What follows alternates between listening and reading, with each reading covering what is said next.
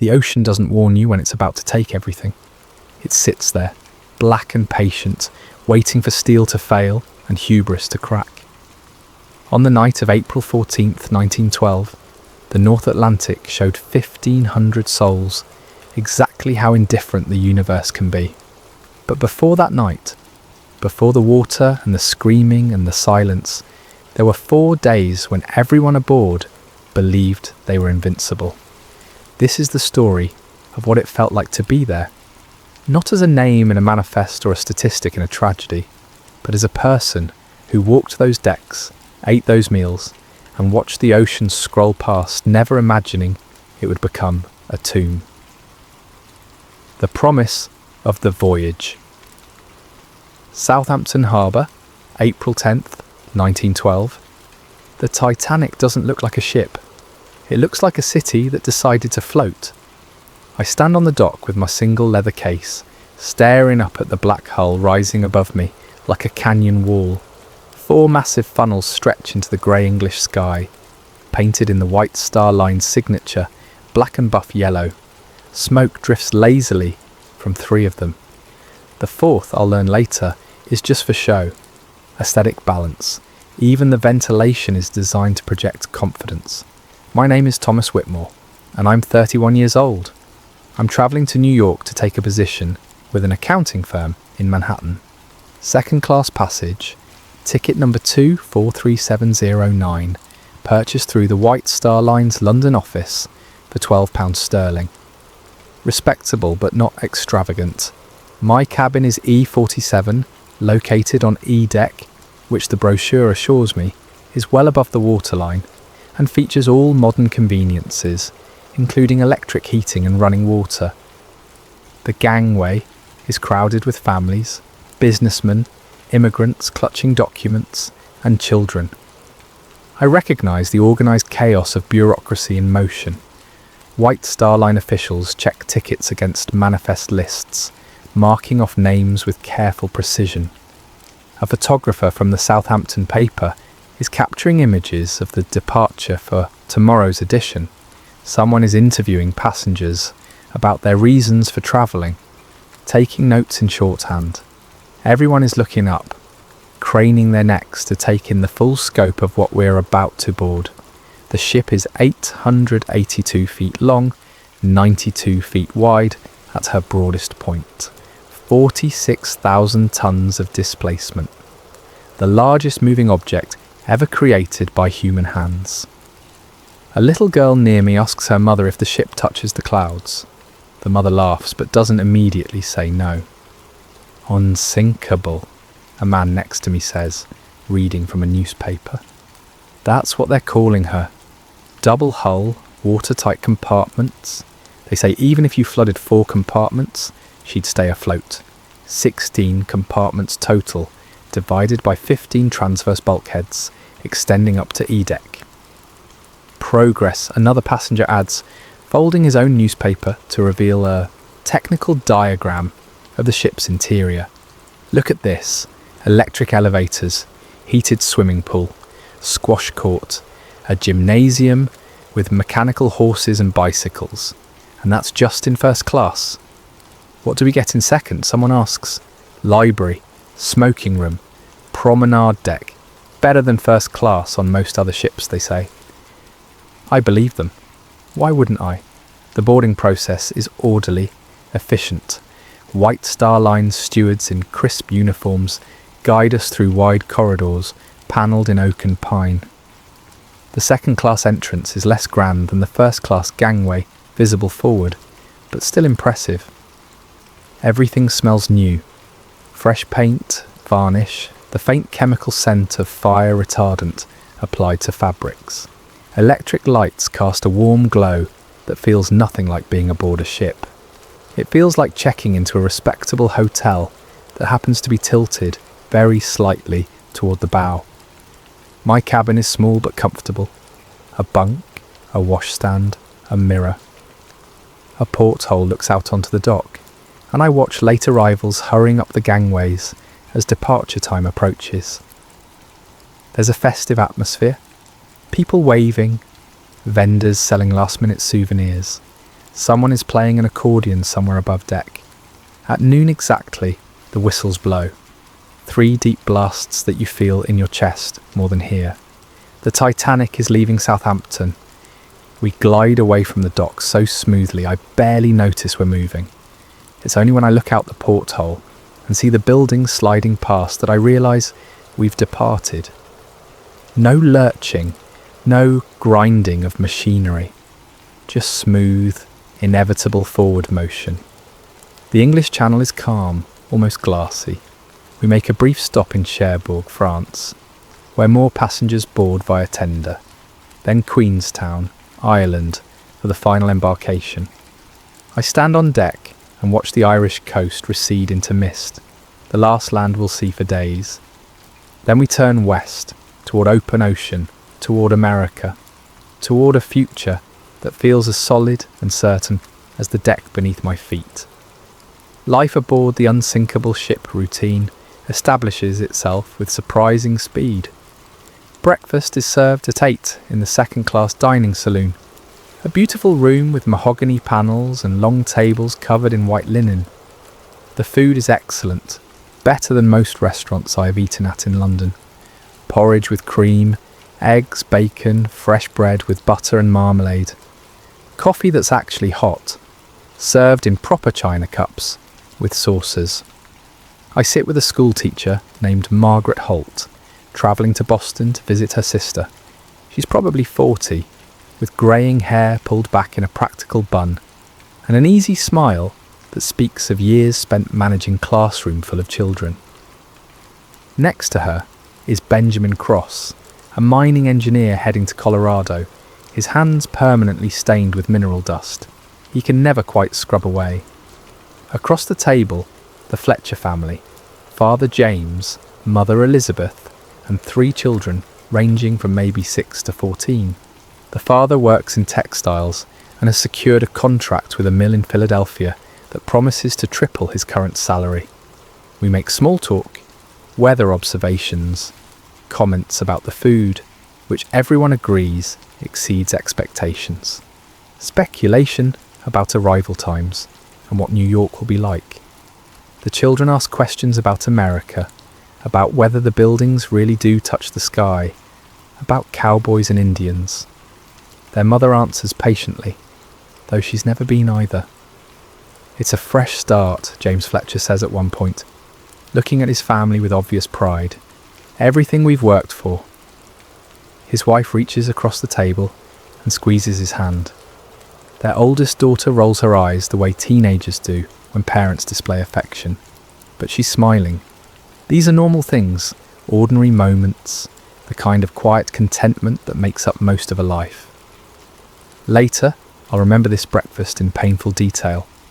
The way the morning light came through the portholes, the sound of children's laughter mixing with adult conversation, the feeling that everything was exactly as it should be.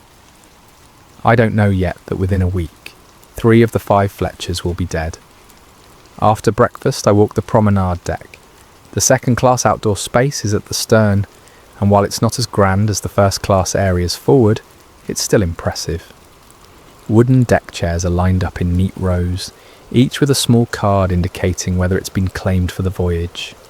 Passengers bundle in coats against the April chill and watch the wake spread behind us. White foam against blue-black water that seems to stretch forever in every direction. The engines are always there. A low vibration you feel more than hear. A constant reminder that enormous machines are churning away below us, driving this massive vessel through the ocean at over 20 knots.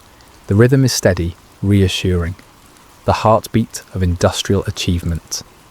You could set your watch by it, and many passengers do. There's a particular quality to life aboard a ship that's hard to describe to someone who hasn't experienced it. The world shrinks to the size of the deck beneath your feet. The ordinary concerns of land-based life, bills, work obligations, social pressures, all seem distant, postponed. You exist in a bubble, suspended between departure and arrival, between who you were and who you'll become.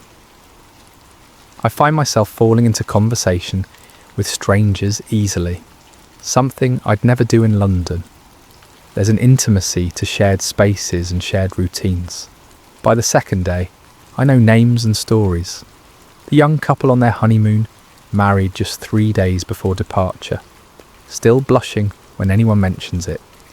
The elderly man travelling alone to join his daughter in Chicago, showing everyone who'll listen a photograph of his grandchildren. The group of young men heading to factory work in Detroit, loud and boisterous at dinner, playing cards until late in the evening. Lunch at 1.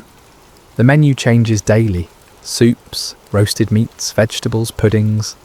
Always more food than seems reasonable, as if the ship's owners are determined to prove the superiority of their service through sheer abundance. The dining saloon fills with the warm smell of cooking and the cheerful noise of several hundred people eating together. Then more walking or reading in the library, a compact but well-appointed room with mahogany shelves stocked with popular novels and current newspapers from before we left England, or watching other passengers, which becomes its own form of entertainment.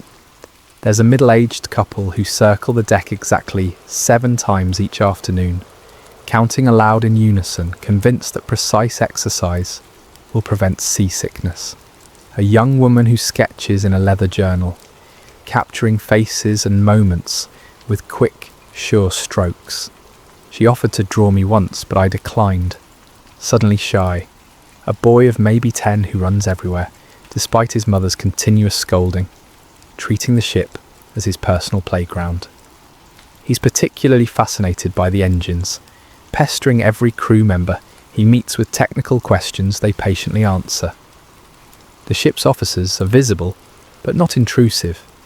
They move through the crowds with calm authority, answering questions, giving directions, occasionally stopping to chat with passengers about the crossing, the weather, the ship's capabilities. Everything about their demeanour communicates that this voyage is utterly routine, a crossing like any other. They've done this dozens of times. There's no reason to think this trip will be any different. Dinner at 6 is the main event of each day. Multiple courses arrive in sequence: soup, fish, roasted meat with potatoes and vegetables, salad, dessert, cheese and crackers if you want them. Proper silverware, multiple forks and spoons arranged according to etiquette that second-class passengers are expected to understand. Wine for those who want it, though it costs extra. The dining saloon fills with conversation and laughter, the sound building throughout the meal until it's almost deafening. Children who are running wild on deck all afternoon sit quietly, or mostly quietly, practicing the manners their parents have been drilling into them. The electric lights overhead cast no shadows, creating a warm, even illumination that makes everything feel safe and modern. This is the 20th century, the lights seem to say. We have conquered darkness. We have conquered the ocean. We are protected by science and engineering and human ingenuity. Outside the portholes, as dinner progresses, the ocean grows dark. The transition from day to night happens gradually, the blue water deepening through grey to black. By the time dessert is served, there's nothing visible outside except the occasional reflection of the ship's lights on the surface. After dinner, passengers scatter to their various evening activities. Some gather in the smoking room, though that's primarily a male domain. Others head to the lounge where someone always seems to be playing piano, popular songs and hymns mixed together. The music drifts through the corridors, giving the ship a soundtrack. I hear it sometimes lying in my bunk, notes filtering through the walls, accompanied by the constant rhythm of the engines. Others return to their cabins to read or write letters they'll post when we reach New York. I see people labouring over paper at small desks, trying to capture their experiences, describing the ship and the ocean and their fellow passengers to loved ones waiting on shore. "You wouldn't believe how large she is," one woman writes at a table near mine. like a floating palace. I feel so lucky to be aboard. I usually walk the deck one more time before bed, breathing cold air that grows colder each night, watching stars emerge in impossible numbers, standing at the railing, looking out at darkness that extends to the curve of the earth. You feel simultaneously insignificant and protected. The Titanic is a bubble of light and warmth moving through infinite cold and infinite emptiness. But the bubble feels impenetrable, permanent, as if the ship could sail forever, never reaching shore, just carrying its cargo of souls through eternal night. Other passengers seem to feel the same way. We gather at the railings without speaking much, content to simply stand and watch and breathe. There's something meditative about it. The vastness of the ocean, the tiny bubble of humanity crossing it, the sense that you're part of something larger than yourself. "Beautiful, isn't it?" Margaret Holt says one evening, materialising beside me at the railing. "Terrifying," I reply. "If you think about it too much," she smiles. "Then perhaps we shouldn't think about it. Perhaps we should just enjoy the crossing." On the third day, Friday the 12th, the temperature drops noticeably. The change is dramatic enough that everyone comments on it. Passengers who are comfortable in light coats now bundle in heavier layers, scarves wrapped around their necks, gloves on their hands. Breath becomes visible even in the middle of the day, small clouds of vapour dissipating in the wind. The stewards mention ice warnings casually, the way you might mention clouds forming on the horizon. Ships ahead of us have reported ice fields, bergs floating south from Greenland on the Labrador Current. It happens every spring, apparently. Nothing unusual. "Will we change course?" someone asks at lunch. "If needed," Cross says, though he has no particular authority to make that claim. But the officers know what they're doing. They've been crossing the Atlantic for years. "Nothing unusual for this time of year," a steward confirms when I ask later. "We'll adjust course if needed. Standard procedure. The Titanic has watertight compartments. Even if we did hit something, which we won't, the ship is designed to stay afloat." The ocean remains calm, unnaturally calm, someone remarks at dinner. Like glass, like oil, like a mirror reflecting the sky. The Titanic cuts through it without resistance, leaving a wake that heals instantly behind us, erasing all evidence of our passage. Saturday, April 13th. The cold intensifies. Several passengers claim to see ice in the distance, white shapes against the horizon that might be icebergs or might be tricks of light on water. No one seems concerned. We're on the fastest, most modern ship in the world, staffed by experienced crew who've made this crossing dozens of times. Sunday the 14th dawns clear and bitterly cold. Church services are held in the dining saloon, hymns rising toward the coffered ceiling. The service is led by Captain Edward Smith himself, a tradition on White Star Line vessels. He's an experienced officer, near retirement, with a distinguished career spanning decades. This is meant to be his final voyage before stepping down. A fitting capstone, I overhear someone say. Afterward, more walking, more routine. The Fletcher children play tag on the deck until their mother calls them inside. I pass through one of the passages near the first-class areas and catch a glimpse of that world. A woman in an afternoon dress that probably cost more than my yearly salary. Men discussing business ventures over cigars. The faint sound of a string quartet warming up for afternoon tea service. I have lunch with Benjamin Cross and Margaret Holt. We discuss New York, what we've heard about it, what we hope to find there. Cross orders wine and tells stories about mining camps in Wales, close calls with cave-ins and gas pockets. Holt talks about her students, the bright ones who'll probably leave their small towns, the others who'll stay and raise the next generation. "Did you know they're saying this ship cost £1.5 million to build?" Cross mentions. "And the maiden voyage is fully booked, White Star Line is making their money back already. I heard Mr. Ismay himself is aboard, Holt adds, referring to J. Bruce Ismay, managing director of the White Star Line, in one of the luxury suites, and that American millionaire Mr. Astor with his new young wife. The Astors, the Guggenheims, the Strausses, cross lists. Half of American high society is in first class. This voyage is as much about prestige as transportation. And yet, here we all are, I say. Same ship, same ocean, same destination. Cross raises his wineglass. To equality, at least in that regard. Do you think it's really unsinkable? The Fletcher boy asks me that afternoon. We're both leaning on the railing, watching the ocean. I think they've thought of everything, I tell him. The engineering is supposed to be remarkable. He nods, satisfied, and runs off to find his siblings. The day passes. The sun sets around 7, painting the western sky orange and purple, before fading to deep blue and finally black. Dinner is lamb, and potatoes, vegetables in butter, pudding for dessert. The dining saloon is warm and bright, and filled with the sound of silverware and conversation. After dinner, I return to my cabin to change into warmer clothes. Through the porthole, I can see stars, more stars than I've ever seen in my life.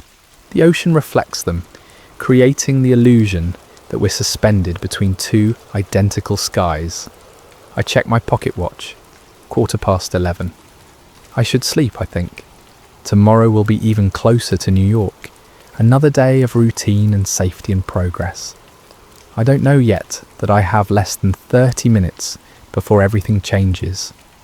I don't know that within 2 hours I'll be fighting for air in water cold enough to stop a heart. I don't know that. This calm, ordinary evening is the last normal moment I'll ever experience. The impact you almost miss 11:40.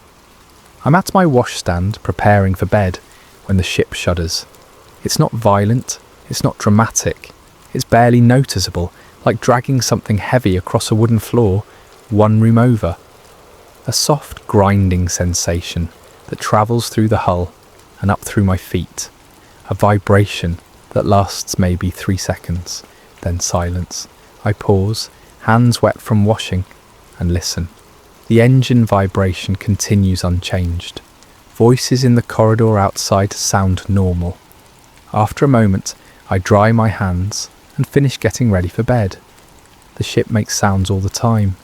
Settling, flexing, expanding, and contracting with temperature changes. This was probably nothing, but then the engine's slow. It's subtle at first, a gradual decrease in the constant background hum that's been present since Southampton. Within a minute, it's gone entirely. The Titanic is coasting forward on momentum, silent except for the creak of wood and the murmur of confused passengers in the halls. I pull on my coat and step into the corridor. Several cabin doors are open, heads poking out. Everyone is listening, trying to determine what's wrong. Engine trouble, someone suggests. Maybe we hit something. Impossible. There's nothing to hit out here. A steward appears at the end of the corridor, walking quickly but not running. His expression is neutral, professional. "Nothing to worry about, ladies and gentlemen," he announces. "Minor technical issue. We'll be underway again shortly. Please remain in your cabins." He disappears around a corner before anyone can ask questions. I return to my cabin but don't undress. Something feels wrong in a way I can't articulate. The silence is too complete, the stillness too absolute. After 4 days of constant motion, the stopped engines create a void that my mind keeps trying to fill with disaster.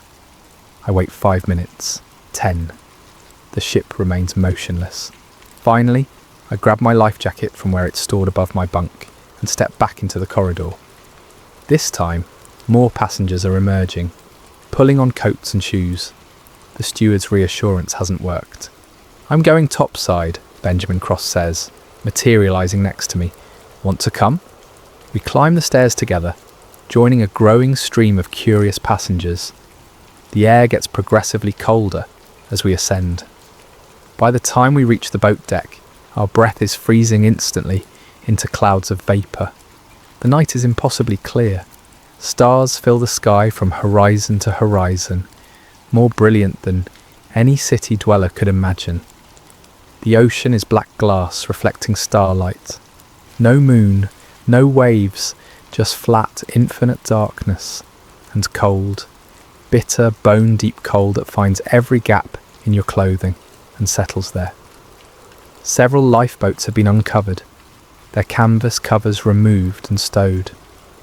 Crew members are working at the davits, but slowly, without urgency.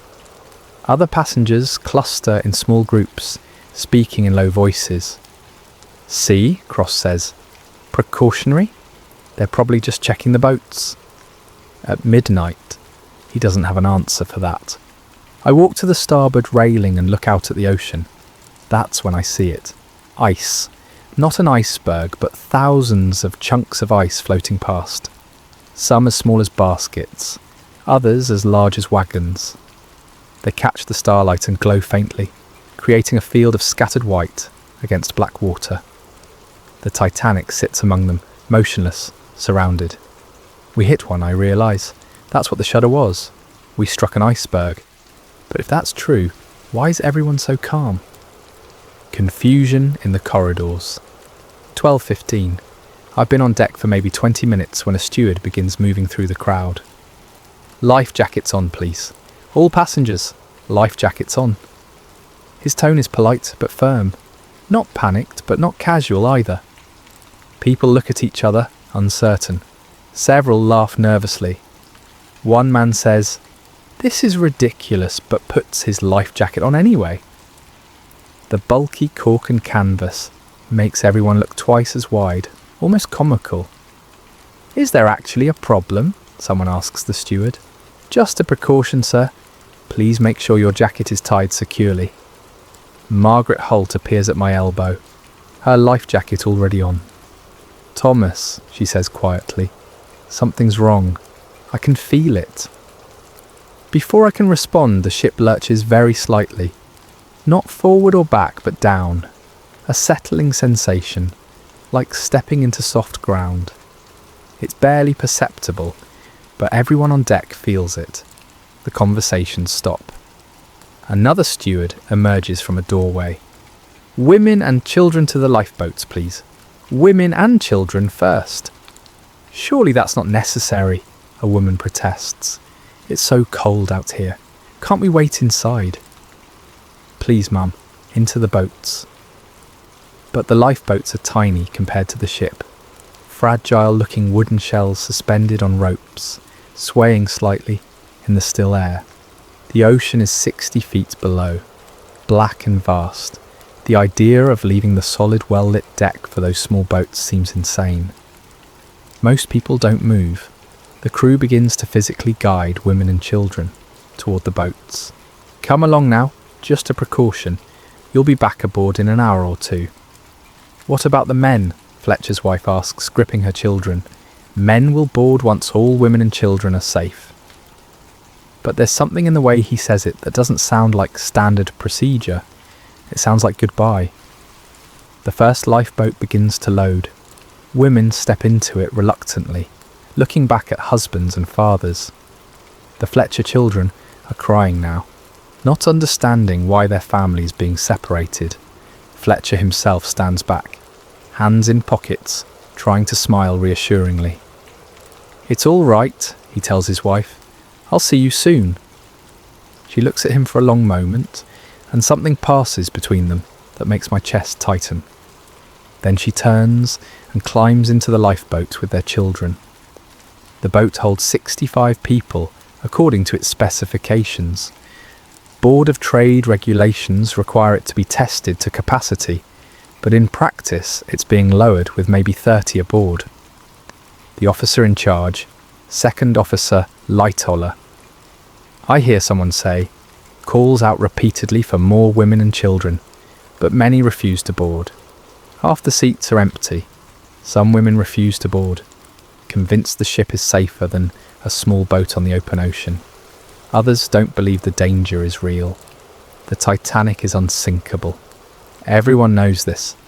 This must be a drill, an overreaction, a precaution that will make for a good story later. Please, ladies, the officer in charge pleads. We need to fill the boats. Regulations state we can take 65 per boat. But panic is contagious, and so is calm. If the crew isn't panicking, many passengers reason, then things can't be that bad. Better to wait in the warm saloons than freeze in a lifeboat.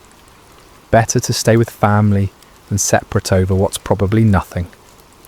I watch lifeboat after lifeboat descend toward the water, none of them full. Lifeboat number 7, first to launch, carries only 28 people. Lifeboat number 5, maybe 40. The mathematics of it is staggering. Each half-empty boat represents a dozen people who won't have a seat later. It feels like terrible waste, though I can't yet articulate why. Benjamin Cross stands next to me, hands on the railing. This doesn't make sense, he mutters. We hit ice, but the ship seems fine. We're not listing. There's no visible damage. Why are they loading boats? A junior officer overhears him. For just a moment, his professional mask slips, and I see something in his eyes that makes my stomach drop. Yeah. The ship is taking on water, he says quietly. Below the waterline, multiple compartments are flooding. The mail room is already submerged. Boiler room 6 is flooding.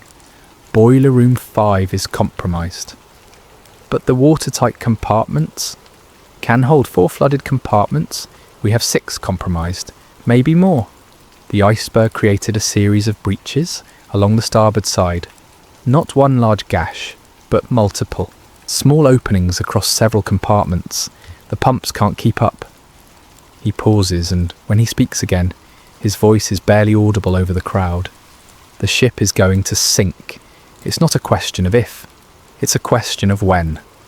He walks away quickly, leaving us standing there, as the full implications settle over us, like the cold. The Titanic is sinking. The realization. 12:45. The deck has developed a noticeable slope. It's subtle enough that you could convince yourself you're imagining it. But when you look at the horizon, the angle is undeniable. The bow is lower than it should be. Water has appeared on E-deck where my cabin is. I know this because a steward comes topside soaking wet from the knees down, reporting that the forward second-class cabins are flooding. My leather case with all my documents is down there, but the thought of retrieving it seems absurd now. The air smells different, colder, wetter, like standing near a waterfall. More lifeboats are being loaded, but the process is agonizingly slow. Each boat must be lowered by hand, ropes feeding through pulleys, while officers count passengers and check for safety. The falls sometimes jam. One boat nearly tips during descent, causing screams from the passengers inside. The band is playing. This detail seems surreal until you realise that it's strategic, keeping passengers calm, providing normalcy in a situation that's rapidly becoming abnormal. They're playing ragtime, cheerful, upbeat music that drifts across the deck and mixes with the sound of steam, venting from the funnels, the creak of davits, the low murmur of hundreds of voices processing the impossible. I find myself near lifeboat 16 as it's being loaded. The officer in charge is young, maybe 25, and visibly stressed. "Room for more," he shouts. "Any women or children?" Several women are pushed forward, reluctant but obedient. A little girl no more than 5 clings to her father's leg, crying. He gently detaches her and hands her to a woman already in the boat. "Take care of her," he says. His voice breaks on the last word. The woman nods, pulling the child close. The father steps back and the boat begins its descent. He stands at the railing and watches until it touches the water, until the crew inside cut it loose and begin rowing away from the ship. He watches until it's lost in the darkness. Then he turns and walks toward the stern, hands in pockets, shoulders hunched. I understand then, fully and completely, that we're not all getting off this ship. There aren't enough boats. The math is simple and brutal. The Titanic carries over 2,000 people. The lifeboats can hold maybe 1,200. And that's if they're filled to capacity, which they're not. Hundreds of people are going to die tonight. And the only question is who. The temperature continues to drop. The stars continue to shine.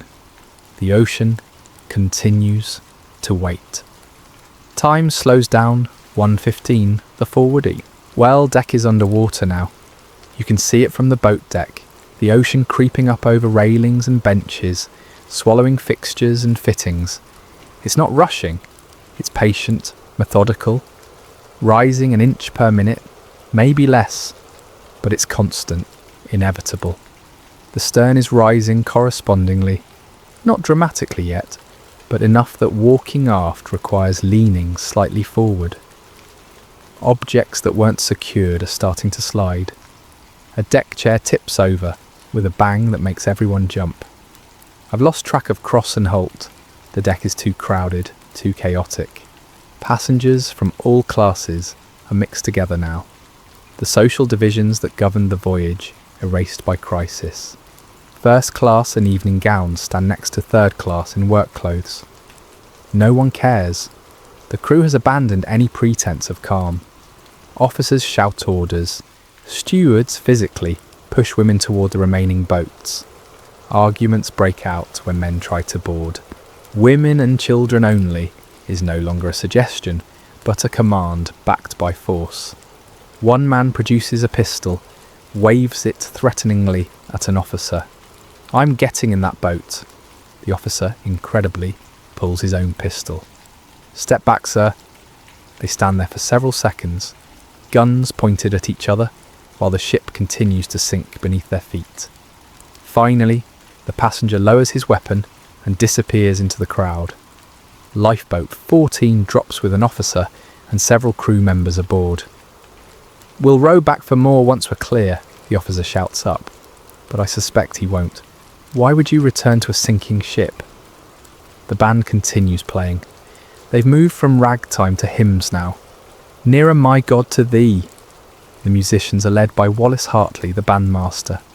They're standing on the sloping deck, still in their uniforms, instruments in hand, playing as if this were any other evening concert, providing normalcy in a situation that's rapidly becoming abnormal. They know they're going to die. The bandsmen are not among those being loaded into boats. They're providing a service, maintaining calm, giving passengers something to focus on besides the rising water and the terrible mathematics of insufficient lifeboats. The music is beautiful and terrible, providing soundtrack to disaster. Violin, cello, piano somehow still working despite the angle. The notes drift across the deck and mix with the sound of steam venting from the funnels, the creak of davits, the low murmur of hundreds of voices processing the impossible. I see one of the musicians, a young violinist, glance toward the lifeboats, then back to his sheet music.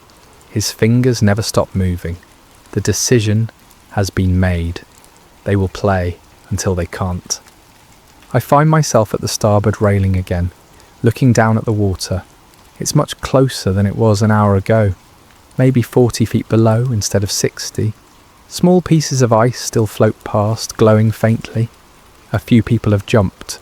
You can see them in the water, tiny heads bobbing, swimming away from the ship. They won't last long in that cold, minutes maybe, but perhaps they prefer taking action to waiting. I'm not ready to jump, not yet. There are still boats being loaded, still chances. A woman next to me is crying silently, tears freezing on her cheeks. "My husband is in third class," she says to no one in particular. They won't let him up. The gates are locked. He was going to join me after settling our belongings. Now the stewards say the passages are closed. "Crew orders," they told him. "Wait for instructions." I don't know what to say to that. The gates between classes have been locked since we left Southampton, Standard procedure, they said. Keeps the ship organised, prevents crowding in first and second class areas. But now, those locked gates mean hundreds of third class passengers can't reach the boat deck, can't reach safety. Later, I'll learn the truth. That third class passengers were trapped below decks for over an hour after the collision. That some gates remained locked even as the ship sank. That stewards, following regulations to maintain class separation, delayed third class evacuation until it was too late for many. That the ship's designers never anticipated a scenario where rapid evacuation across all classes would be necessary. The very structure meant to ensure order became an instrument of death. Some will eventually find their way up through crew passages, through service corridors not meant for passenger use. They'll arrive on the boat deck to find the last boats already gone or launching. Most won't make it at all. The class system, maintained so carefully during the voyage, becomes a death sentence. The point of no return. 1:45. The angle is severe now. Standing requires holding on to something. Walking uphill toward the stern means leaning forward at 20 degrees, 30 degrees. The deck is becoming a slope. Furniture that was bolted down is ripping free. Deck chairs slide toward the bow and crash into railings. A ventilator breaks loose and tumbles past, narrowly missing a group of passengers. The water is over the bow completely now. The forward well deck has disappeared. The forecastle is submerged. The ocean is eating the ship, section by section, pulling it down into darkness. The last lifeboats are being loaded. Officers throwing all protocol aside and simply stuffing people in as fast as possible. Collapsible boats stored on the roof of the officers' quarters are being wrestled free, but there's no time for proper launching procedures. They're shoved toward the edge of the deck, held in place by desperate crew members. I see Margaret halt one more time. She's near collapsible boat C, being physically lifted into it by a steward. She sees me across the crowd, and our eyes meet. "Thomas," she mouths. I nod. There's nothing to say. She's going to live. I'm probably not. The boat drops away, disappearing into the darkness below. The remaining passengers surge toward the stern as the bow sinks lower. Hundreds of people, maybe more than 1,000, crowding onto the rising aft section. The slope is impossible to stand on now. People cling to railings, to each other, to anything fixed. The lights are still on. All over the ship electric lights blaze, creating a surreal glow against the black ocean. The engineering crew is still down there, I realise. Still at their posts, keeping the generators running, giving us light for as long as possible. They're led by Chief Engineer Joseph Bell and his staff of engineers and stokers. 35 men working in the bowels of the ship, in spaces that are flooding, in temperatures exceeding 100 degrees from the boilers, maintaining power so the pumps can run, so the lights can stay on, so the wireless can keep sending distress signals. They know they're dead. The boiler rooms and engine spaces are deep in the ship, far below the flooding waterline. The watertight doors closed automatically after the collision, sealing them in their workspace. They could have fled, could have tried to reach the boat deck. Instead, they stayed. Every minute the lights stay on is a minute bought with their lives. Every distress signal sent is powered by their sacrifice. The wireless operator, Jack Phillips, is still at his post sending SOS signals, powered by generators kept running by men who will never leave the engine room. This is what heroism looks like, I think. Not dramatic gestures, but professionals doing their jobs past the point where duty requires it, past the point where survival is possible. Staying because leaving would mean darkness, would mean the end of hope for everyone else. Someone near me is praying aloud. Our Father, who art in heaven, hallowed be thy name. Others join in. The prayer rises over the deck, mixing with the band's music, the shouts of the crew, the grinding sound of the ship tearing itself apart. Because that's what's happening now. The Titanic was never designed to sink bow first. The stresses are immense, concentrated at the point where the submerged forward section meets the still buoyant stern. Steel plates groan, rivets pop like gunfire. The angle increases, 35 degrees, 40. I'm clinging to a railing, feet braced against something that might be a ventilator. The ocean is rushing up to meet us, black and hungry. This is real, I think. This is actually happening. I'm going to die. The break. 2:10. The lights flicker. Once, twice. They glow brighter for a moment. A final surge of power from the generators fighting against impossible odds, then go out completely.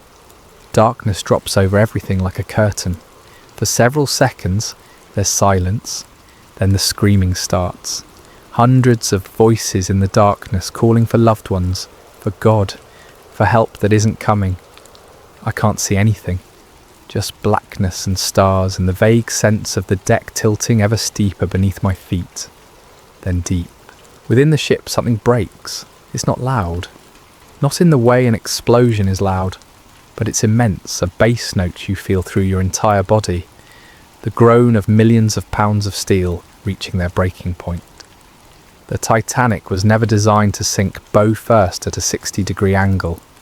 The stresses are concentrated at a single point, between the third and fourth funnels, where the submerged forward section's weight pulls against the still buoyant stern.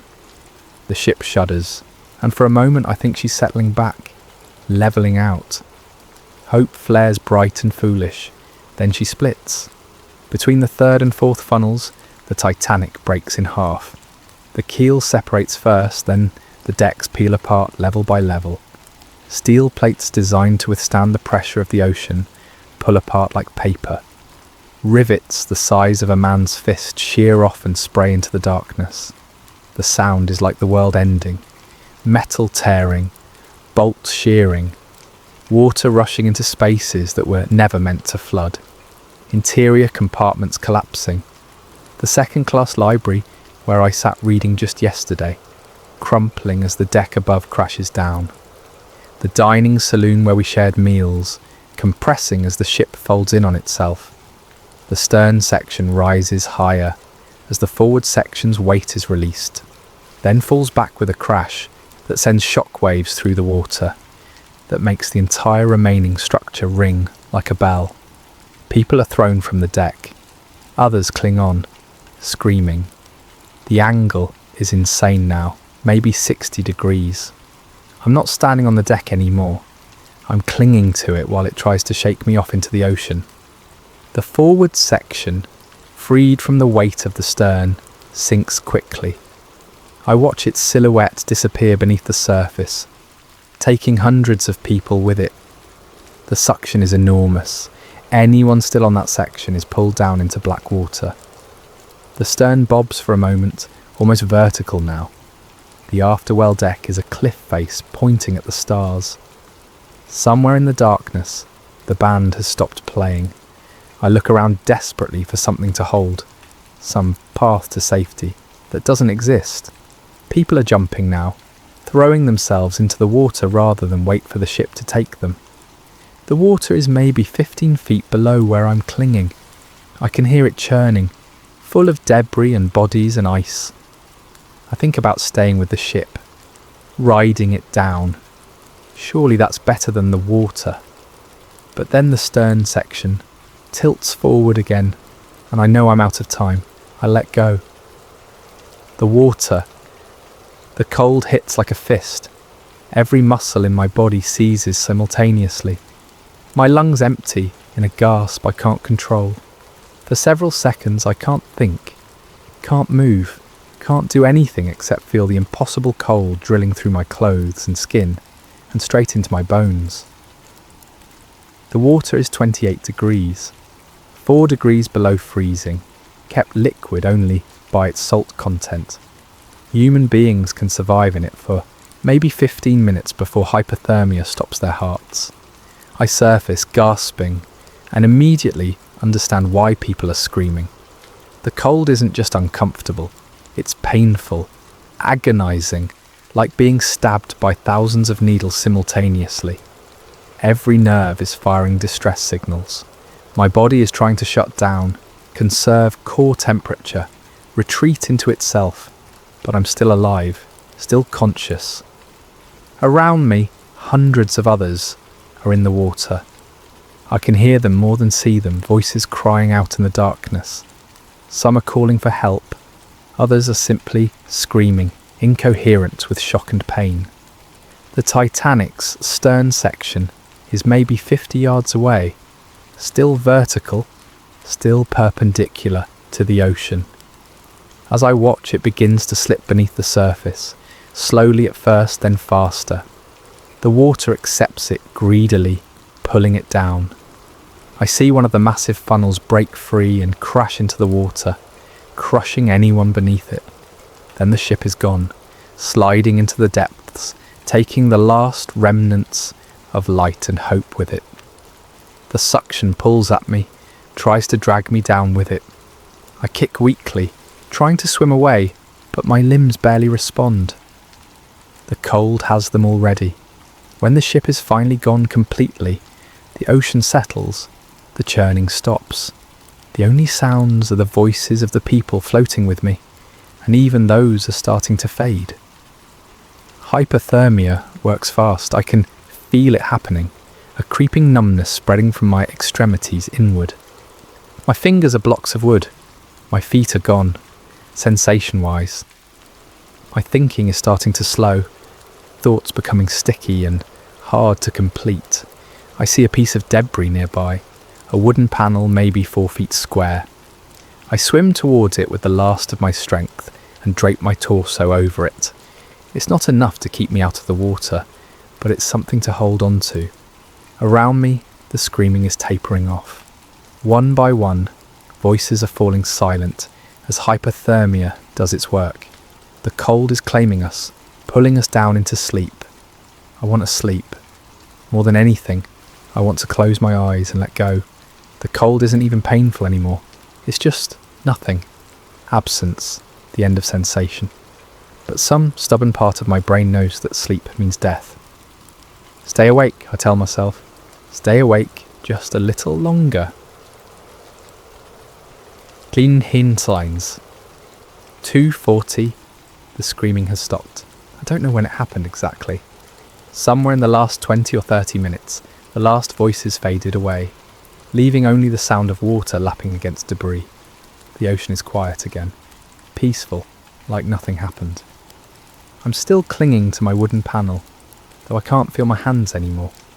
Can't feel much of anything, really. There's a detached quality to my thoughts, like I'm observing from a distance. I should be dead. 15 minutes in water this cold is supposed to be fatal, and I've been in for much longer. Maybe the life jacket is helping, keeping my core slightly warmer. Maybe I'm just stubborn. Maybe I'm already dead and don't know it yet. Stars fill the sky above me, more stars than should be possible. The Milky Way is a river of light stretching from horizon to horizon. It's beautiful in a way that seems cruel given the circumstances. I think about my parents, waiting for word of my arrival in New York. They'll get a telegram instead. Missing, presumed lost. They'll never know exactly what happened, how it felt, what I thought about in the end. I think about the accounting position I'll never fill, the apartment I'll never rent, the American life I'll never live. 4 days ago, my future seemed certain, laid out like a map. Now it's gone, erased by a chunk of ice. That probability said we should have missed. The ocean doesn't care about probability. Something bumps against me in the water. A body, face down, arms spread. One of hundreds floating in the darkness. I push it away gently, apologetically. I'm sorry, I think. I'm sorry for all of us. Time loses meaning. I might have been in the water for an hour or 3 hours. It all feels the same, just cold and darkness and the slow cessation of thought. Then in the distance, a light. I think I am hallucinating at first, but no, there it is. A single light on the horizon, moving slowly. Then another light. Then several. Lifeboats. They're coming back. I try to shout, but my voice is a croak, barely audible even to me. I try to wave, but my arm lifts maybe 6 inches before falling back. I don't have the strength. The lights move closer. I can hear oars now, creaking in their locks. Voices calling out, searching for survivors. "Over here!" Someone nearby manages to shout. "Over here!" A lifeboat materializes out of the darkness. Hands reach down, pulling people from the water. I see Benjamin Cross hauled aboard, barely conscious. Then several others I don't recognize. The boat comes closer to me. A man with a lantern leans over the side, peering into the darkness. "Here," I whisper. "I'm here." His eyes find me. For a moment, I think he's going to pass me by, that I'm too far gone to save. Then strong hands grip my jacket and pull. I don't remember the actual transfer. One moment I'm in the water, the next I'm lying in the bottom of a lifeboat, covered with someone's coat, shaking violently. My body tries to generate heat it doesn't have. "We've got you," a woman's voice says. "You're safe now." But I'm not safe. None of us are. We're floating in a lifeboat in the middle of the Atlantic, surrounded by bodies and debris, waiting for rescue that may never come. Still, it's better than the water. I close my eyes and let the shaking continue. The long dawn, 4:30. The sky begins to lighten in the east. Not sunrise yet, but the first suggestion that the sun still exists, that the night will eventually end.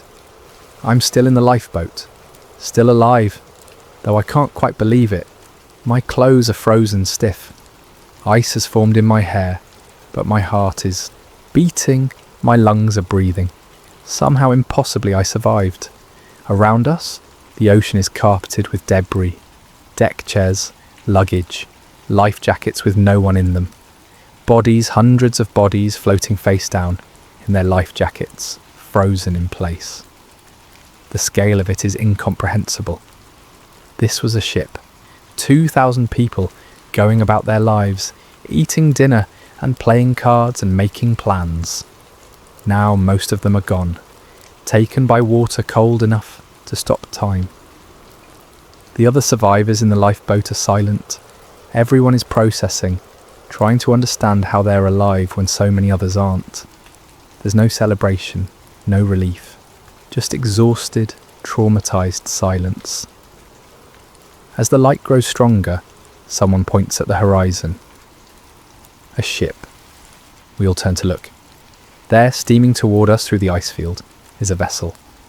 Not as large as Titanic, but solid and real, and coming our way, the Carpathia. We'll learn her name later. She received our distress signals and changed course immediately, racing through ice fields at dangerous speed to reach us. Her captain risked his own ship and crew to save strangers. She arrives just after 5:30, as the sun breaks over the horizon. One by one, the lifeboats are found and brought alongside. Survivors are hauled up rope ladders or lifted in slings. The Carpathia's crew wraps us in blankets, gives us hot coffee, leads us to warm spaces where we can finally stop shaking. I climb the ladder on my own, barely. My hands are so numb I can't feel the rungs. Have to visually verify I'm gripping them. At the top, a steward catches my arm and pulls me onto the deck. "Easy now," he says. "You're safe."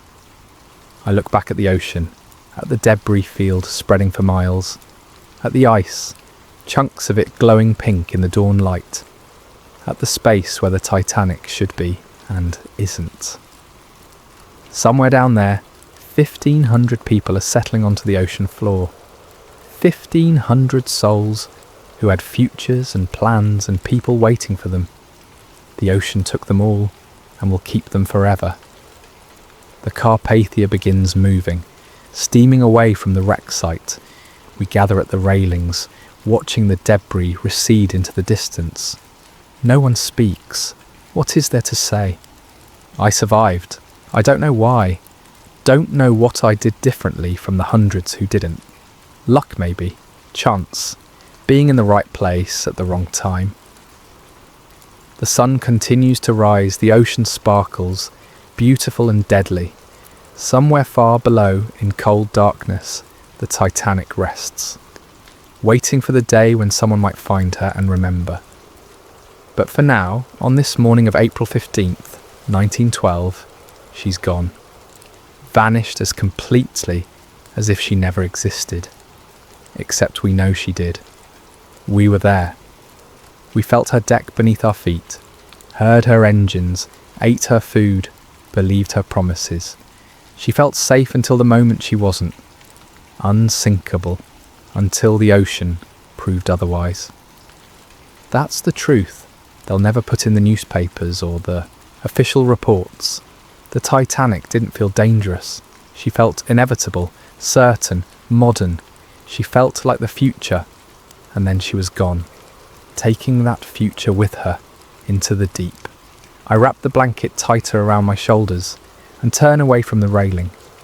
The Carpathia is warm. There's hot food. There are people who want to help.